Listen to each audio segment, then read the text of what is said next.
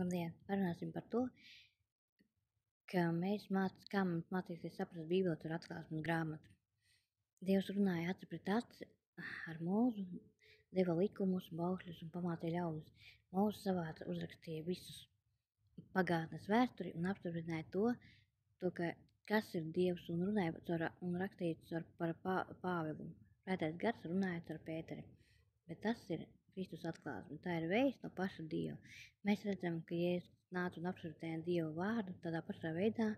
Viņš apstiprināja to, kas bija un kas ir un parādīja, kas būs. Un tāpēc, kad mēs mēģinājām daudz, ir neatbilstība, jo katrs mēģina izplatīt, ka rakstu savā veidā. Tad, ja ir liela kļūda, mums jāraugās uz visiem rakstiem, tikai pamatoties uz atklāsmes grāmatu, tikai uz caur Jēzus Kristus atklāsmi. Un tad mums nebūs atšķirību. Abonēt Telegram kanālu, Salrienko un rakstīt man. Kopā mēs varam ēt atklāsmes no debesīm un sazināties ar jums un lūgties par jums, lai Dievs svētī jūs. Āmen!